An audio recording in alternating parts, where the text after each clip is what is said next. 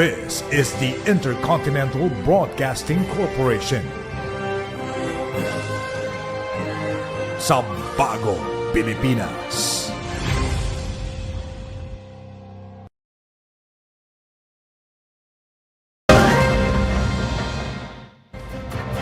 Good evening, this is 13 News. We bring you the day's top stories. And that shape the country and the world. Let's get into the headlines right now. President Ferdinand R. Marcos Jr. orders fast-tracking of waste clearing in Parañaque Water Channel and vows more waste facilities. The MMDA pushes for 5,000 peso penalty for littering against violators, awaiting ordinances from local government units. Day 15 of impeachment trial, prosecution and defense teams clash during cross-examination of a COA state auditor. Senator Juan Miguel Zubiri denies allegations made by former DPWH Secretary Manuel Bonoan, saying he never handled project lists as Senate President. And in news abroad, black oil covers Iranian beaches after tankers spilled crude into the Strait of Hormuz. All these and more here on 13 News. We begin tonight's newscast with the government ramping up waste clearing operations in Metro Manila after hundreds of tons of garbage piled up in the Redemptorist Water Channel in Baclaran, Parañaque amid days of heavy rains. President Ferdinand R. Marcos Jr. personally inspected the clearing operations, while the MMDA also warned against irresponsible waste disposal. The president also pushed for more waste disposal facilities and long-term solutions to the country's garbage problem. Let's have the full details from IBC News correspondent Harley Valbuena. In the past days, the Redemptorist Water Channel in Baclaran, Parañaque became a sea of trash. But now, it starts to clear off after President Ferdinand R. Marcos Jr. ordered to fast-track waste clearing operations. Metropolitan Manila Development Authority said around 500 tons of garbage was already collected over Redemptorist Water Channel since Sunday amid non-stop rains. President Marcos Jr. inspected the waste clearing operations in Baclaran. First time na nangyari nito, 3 days ago, napuno itong Parañaque. Dito sa Parañaque nangyari ito eh. Dati hindi nangyayari yan eh. He also checks the ongoing clearing operations at Jokno Pumping Station in Pasay City. The president said that while it cannot be called a crisis yet, the current garbage problem can still be considered critical. However, he is not keen on imposing stiffer penalties against those who practice improper waste disposal. It's not useful to fine people for not throwing their garbage if there is no place to put their garbage. Of course, people are aware that there are fines. Nobody wants to be fined. Wala namang gusto na mamumultahan. But the MMDA has a message for irresponsible waste disposals. Huwag nang dagdagan ng stress, huwag nang dagdagan ng problema nitong ginawa nating sistema. Ito ay nakaprograma na. Huwag nang dagdagan ng irresponsible behavior. The president then assures more waste disposal facilities are coming. He also pushed the Waste to Energy program, where garbage will be converted to energy to be used in power plants. Harley Valbuena, IBC News. Meanwhile, the MMDA is pushing for tougher action on Metro Manila's littering fines, but says it is still waiting for each city's ordinances before fully enforcing the 5,000 peso penalty. This comes after the sea of trash that choked waterways at the Redemptorist Channel in Parañaque City, massive blankets of plastic bottles, styrofoam, and debris following intense monsoon habagat rains. Chairman Romando Arte says cleanup crews are working non-stop to clear the enormous amount of garbage, deploying extra equipment and skimmers to stop garbage from washing back into the waterway. As of today, 96 trucks or over 1,200 cubic meters of garbage has been collected by the authorities. Artes adds that LGUs and residents must share responsibility as agencies continue clearing operations across the capital. The death toll from the combined effects of the southwest monsoon or habagat and tropical cyclones Luis and Maymay has risen to 26. That is according to the data of the Philippine National Police. 15 people remain injured and 2 remain missing. The PNP reported that 25 civilians and 1 police officer died in weather-related incidents as of Tuesday afternoon. The Cordillera Administrative Region recorded the highest number of fatalities with 16 deaths, mostly due to landslides in Baguio and city of Benguet. The casualties were recorded in several incidents involving landslides, rock falls, flood-related drowning, electrocution, and falling trees brought by the weather disturbances. Meanwhile, the Officer of Civil Defense reports that 3.1 million individuals, or more than 909,000 families, have been affected by the enhanced southwest monsoon and tropical cyclones Luis and Maymay. Flooded areas in the latest report response operations remain ongoing. Tropical storm Nangka outside the area of responsibility intensifies further. Based on Pag-asa's latest forecast, Nangka was last located around 2,000 kilometers east of extreme northern Luzon. It is moving eastward away from Par. It will not directly affect any part of the country. For now, the southwest monsoon or habagat is still bringing rains over Luzon. Expect cloudy skies with scattered rains and thunderstorms in Metro Manila, Ilocos Region, Benguet, Abra, Zambales, Bataan, Tarlac, Nueva Ecija, Pampanga, Bulacan, Cavite, and Laguna, as well as in Batangas, Rizal, Palawan, Marinduque, Occidental Mindoro, and Oriental Mindoro. Meanwhile, Visayas and Mindanao will have partly cloudy to cloudy skies with isolated rains or thunderstorms due to localized thunderstorms.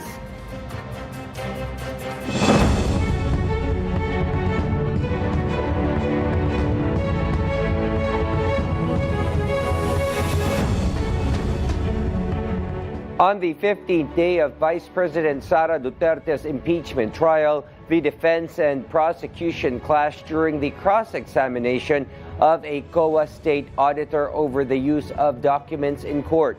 The hearing also focused on COA's findings on the OVP and DepEd confidential funds as the prosecution pressed the COA witness on her documentation, compliance with the joint circular, and the possible disallowance in confidential funds. IBC News correspondent Patrick Gupo has the details for today's proceedings. Tensions flared between the prosecution and defense panels as the defense began its cross-examination of COA ICFO auditor Siding Del Campo on the 15th day of Vice President Sara Duterte's impeachment trial. Can we just use the prosecution's copies, Your Honor?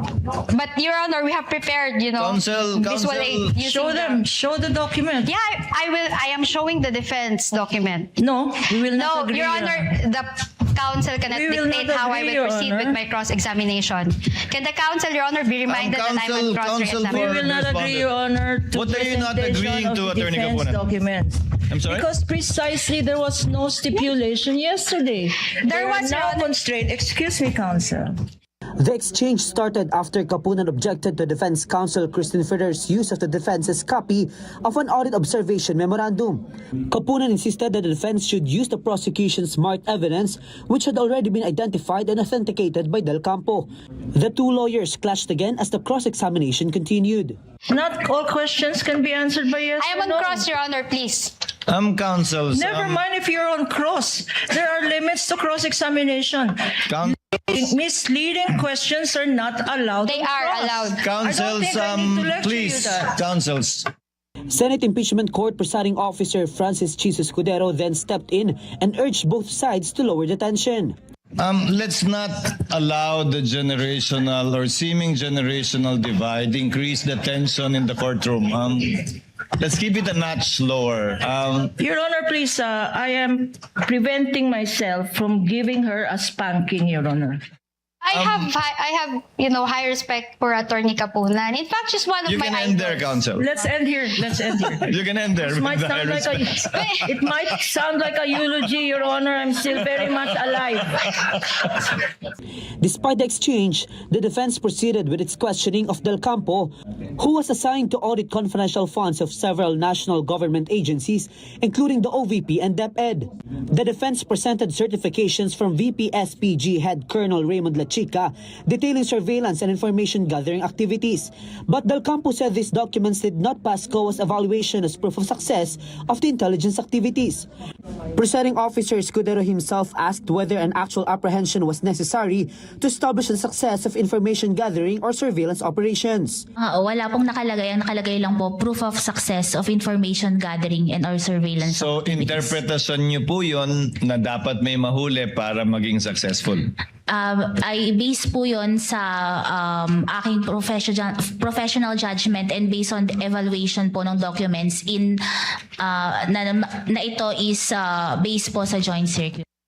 Del Campo added that in other agencies she had audited, documents showing apprehensions were present when rewards were given.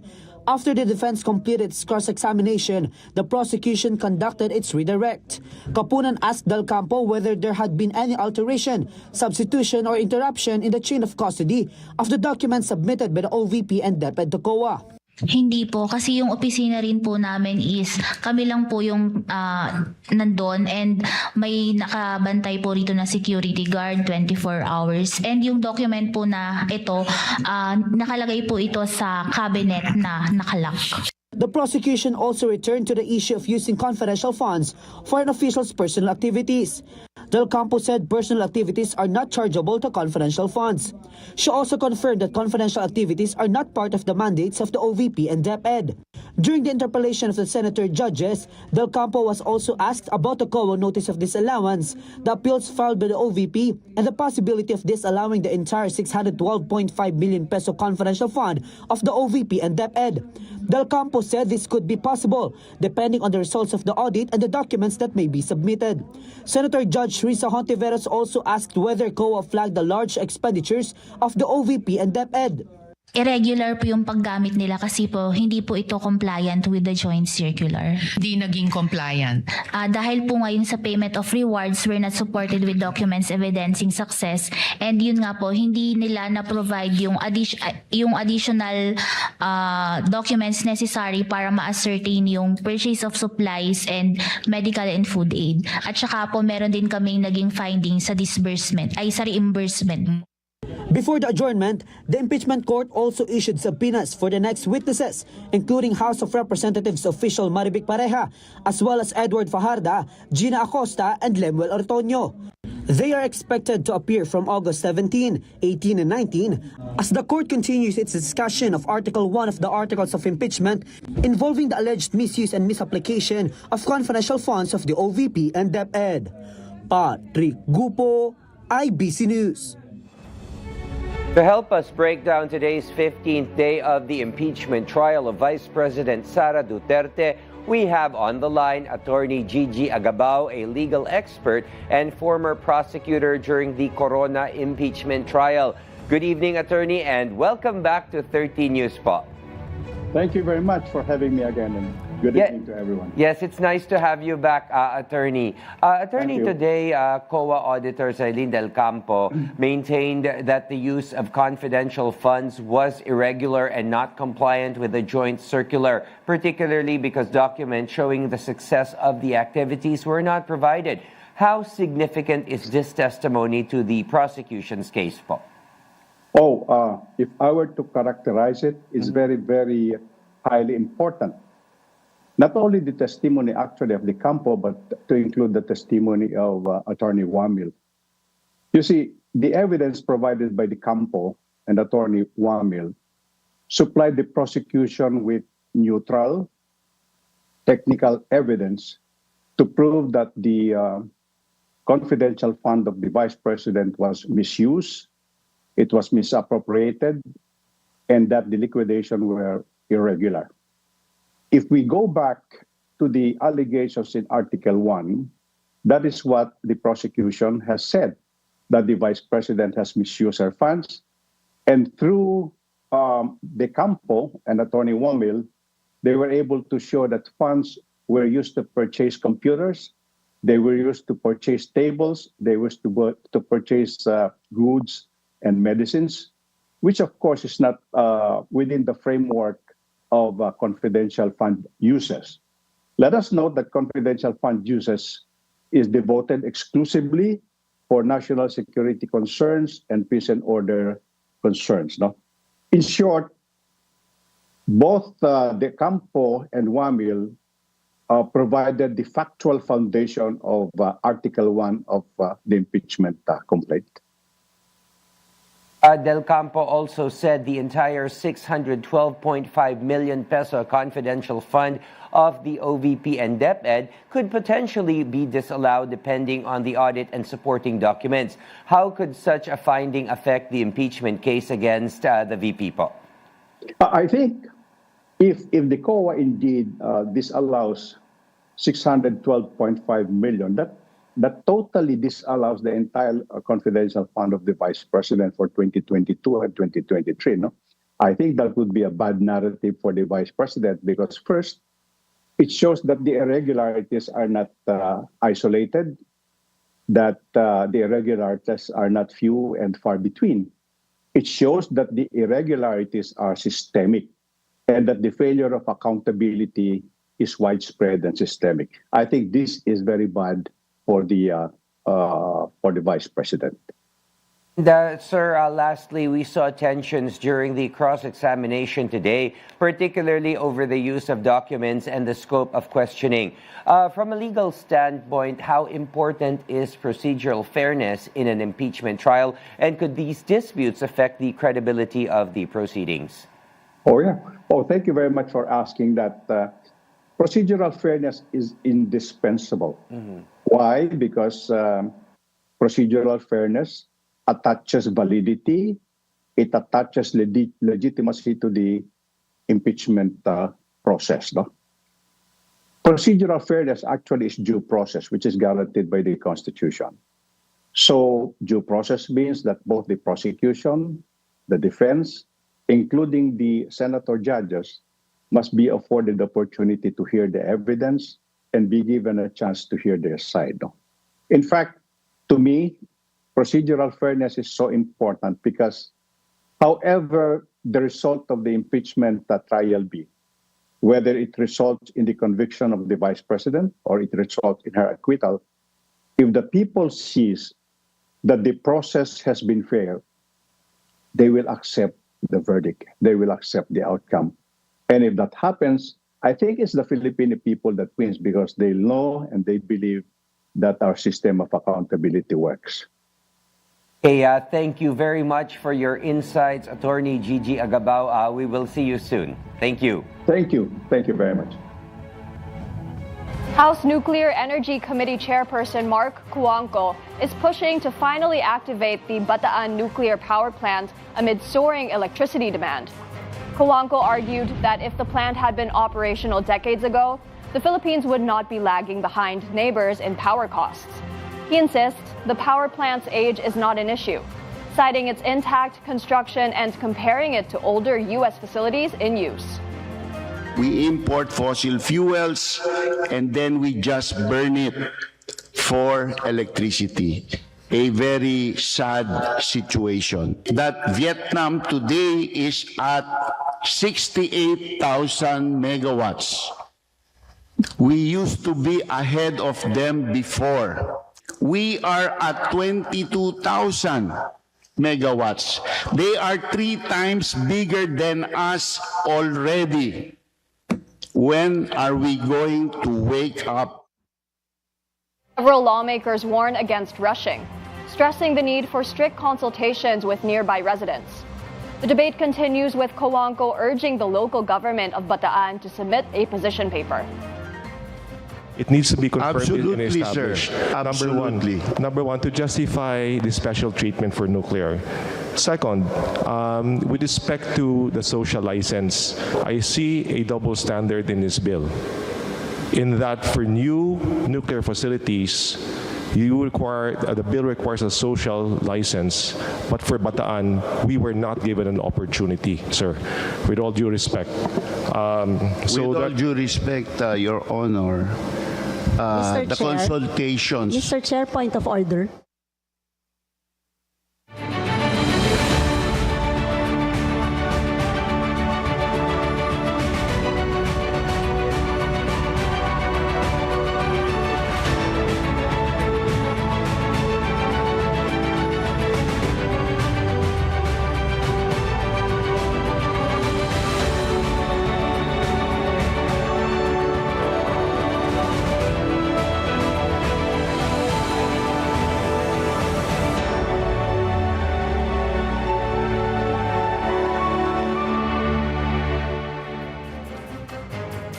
The province of Cavite remains under a state of calamity due to heavy damage from monsoon rains and storms Luis and Maymay.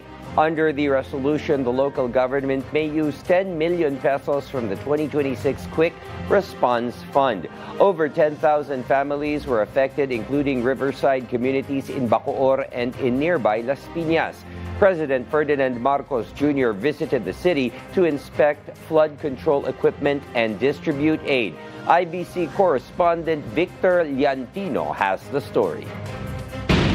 The floodwaters may have cleared from several homes here in Cavite, but the fear of the Zapote River's overflowing once again continues to haunt its residents. Despite the receding waters, the entire province remains under a state of calamity due to the severe devastation brought about by the typhoon and the southwest monsoon. To accelerate recovery efforts, the provincial board has passed a resolution authorizing Governor Francisco Gabriel Abing Remulla to utilize 10 million pesos from the Quick Response Fund of the 2026 Provincial Disaster Risk Reduction and Management Fund. Based on the data from the PDRRMC, 20 LGUs were battered by heavy rains and widespread flooding. This translates to over 10,000 families or roughly 34,000 individuals affected. Among the hardest hit are the residents of the barangay Zapote 3 in Bacoor, Cavite, a community situated right along the banks of the Zapote River. At the first drop of rain, residents here are already on high alert, immediately packing their belongings. But despite the constant threat and repeated evacuation, many choose to stay, saying they have nowhere else to go. Pasalamat na lang po kami, meron pong riprap, kung hindi po talagang mataas po talagang baha dito. Lalo na pag sinabayan po ng high tide. Siguro sa mga ginawa nilang maayos na rin sa sa mga yung flood ko na yung dredging nila. Yan siguro. Kaya medyo mababa na yung tubig. Naiisip din kaya alam mahirap kasi mangupahan eh. Dito kasi hindi naman kami nangungupahan. Kumbaga sa talagang dito kami tira. Kaya nagtitiis na lang kami dito. Businesses and residents also bore the brunt of the heavy flooding in Las Piñas. However, the situation here has seen some improvement. Thanks to a self-drainage pump installed by the DPWH, the agony of the residents was slightly eased. Floodwaters that used to reach above high level have now dropped to knee-deep. Still, the impact remains significant, with over 2,000 families affected in the city. Opo, pero mababa na lang po. Hindi na siya yung gaano kataas. Hindi katulad ng dati. Sobrang taas talaga ng baha. Basta alam namin may bagyo, ayun na, natataas na namin. Nag-advance na kami. Kasi alam namin baba eh.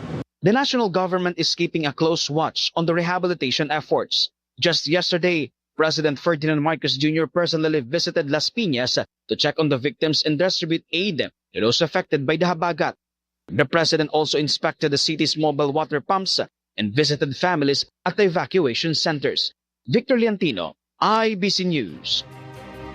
Senate Majority Leader Juan Miguel Zubiri is denying allegations that he personally controlled the distribution of the Senate's controversial leadership fund. This comes after an explosive testimony from former DPWH Secretary Manuel Bonoan in the malversation case involving former Senator Bong Revilla and DPWH officials in Bulacan. Bonoan also confirmed infrastructure lists linked to Senators Robin Padilla and Bongo. IBC correspondent Juan Antonio has the details on today's proceedings. Senate Majority Leader Juan Miguel Zubiri denied the allegation that he had the discretion to allocate the leadership fund to his fellow senators. This comes after former DPWH Secretary Manuel Bonoan testified on the malversation case against former Senator Bong Revilla and other former DPWH Bulacan 1st District officials. Mr. President, I was told today that during the testimony of Secretary Bonoan that my name was dragged as the Senate President at the time when it came to allocables given to public politicians and legislators. For the record, Mr. President, and you know this, and many of our colleagues know this, all the senators know this, I never handled project lists. All requests were coursed through the Senate Finance Committee.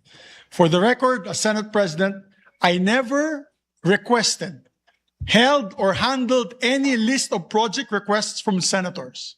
He also said that Revilla had received 1 billion peso allocation for its infrastructure projects, including the flood control in Pandi, Bulacan. Bonoan also said that a regular senator has a 5 million peso leadership fund, while chairperson of the major committee in the Senate has 1 billion peso allocation including Revilla. The former DPWH chief clarified that leadership fund is not irregular, as senators are entitled with that. It will become irregular if the senator will be asked for a kickback on a project.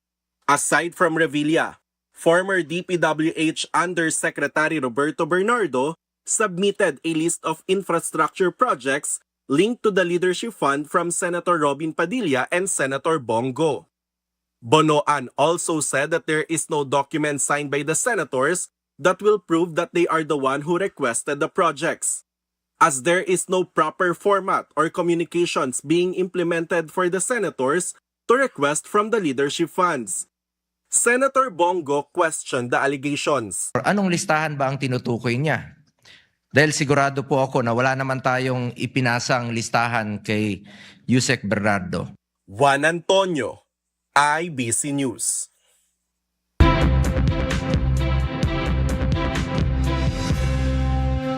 The Bureau of Internal Revenue is reporting a strong start to the year. The BIR collected over 2 trillion pesos from January to July, beating its target by 13.5 billion pesos. July alone brought in 358 billion pesos, surpassing the monthly goal and marking a solid year-on-year growth. Commissioner Charlito Mendoza says the agency has already hit 60% of its full-year target, crediting better taxpayer service, clearer rules, and tighter enforcement. He also added that simpler processes and expanded digital services are helping boost compliance. Mendoza says the Bureau will continue ensuring taxes are paid correctly, fairly, and on time. Makati Medical Center has acquired new equipment to help speed up cancer detection and enable earlier diagnosis. The Aperio GT180DX is a scanner that creates digital images of tissue samples, allowing pathologists to examine them digitally for patients' diagnosis. Makati Medical Center is the first in Southeast Asia to utilize the technology. Hopefully that will be faster for cancer patients and relieve them of their anxiety and their families, and of course start their treatment. So when they start their treatment, they have a better, chance of healing. Dahil digital na siya, pwede na natin siyang gamitin yung images para sa research. So makapag-aral tayo, particularly Philippine cancers, because we don't have much data.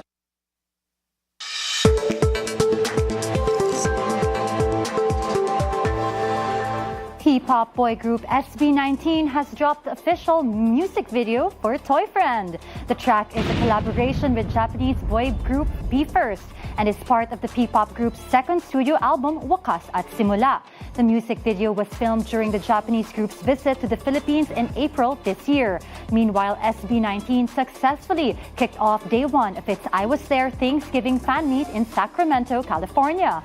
The group will next bring the Thanksgiving fan meet to Japan.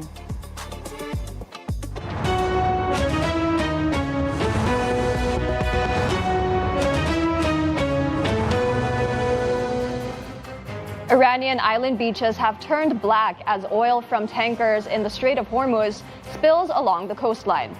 Meanwhile, international aid is pouring into Colombia as the country recovers from a powerful earthquake. Let's have more international news from CJ Reyes.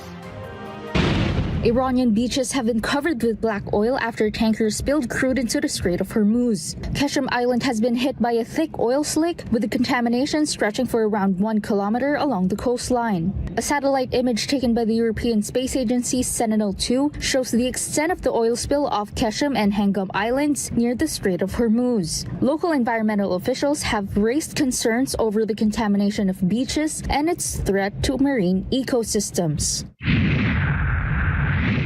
In other news, international aid has started pouring in Colombia following the magnitude 7.4 earthquake that struck the country. The EU Civil Protection and Humanitarian Aid has released 2.1 million euros in humanitarian assistance and activated Copernicus Emergency Management Service to support rescue operations. Chinese companies in Colombia have also sent heavy equipment to the hardest hit areas, with their teams helping in rescue and clearing operations. El Salvador has also provided its first package of 51 tons of humanitarian aid, with another 50 tons expected to follow. Meanwhile, the highly anticipated total solar eclipse will take place today, August 12. The path of totality will cross parts of Greenland, Iceland, Spain, and Portugal. NASA will also broadcast the celestial event for international audiences. The live stream begins at 1:15 a.m. Philippine Standard Time tomorrow, August 13, on NASA's X account and its official website, nasa.gov/live. CJ Reyes, IBC News.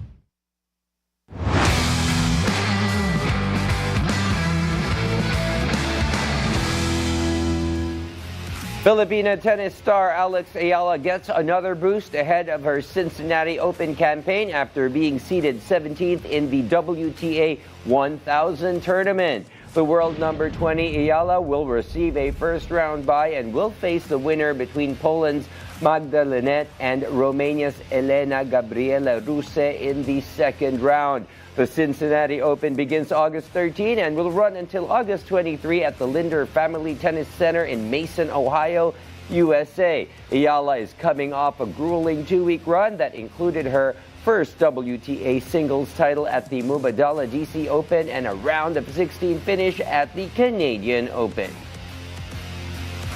The Alas Pilipinas girls have made history by advancing to the round of 16 of the FIBA Girls U17 World Championship in Chile, the best ever finish by a Philippine volleyball team at the World Championship level. The Philippines earned its spot in the knockout stage after stunning world number 8 Mexico and world number 20 Tunisia, while putting up a gritty fight against world number 12 Venezuela. The Alas girls will now face South Korea in the round of 16 with a spot in the quarterfinals on the line. Regardless of the result, the team has already surpassed the previous best World Championship finish by a Philippine volleyball team, which was the 19th place finish of the Alas Pilipinas men in last year's FIBA Men's World Championship. And before we wrap up tonight's newscast, we bring you the results of the PCSO's 9 p.m. lottery draws. For the Mega Lotto 645, the winning numbers are 25, 37, 11, 26, 2, and 22 with a jackpot price of 15 million pesos. For the Grand Lotto 655, the winning combination is 53, 36, 21, 8, 46, and 43 with a jackpot price of 128,414,048 pesos and 39 centavos. For the 4D Lotto, the winning combination in exact order is 0, 0, 0, and 0. For the 3D Lotto, the winning numbers are 6, 9, and 6. And finally, for the 2D Lotto draw, the winning numbers are 22 and 6. There are no winners for the Mega Lotto 645 and Grand Lotto 655. And those were the latest from the IBC Newsroom this evening. I am William Thio. We'll continue to monitor the stories that matter and bring you updates as they develop. I'm Angela C. And I'm Gabrielle Lopez. This is 13 News, keeping you informed. Good night.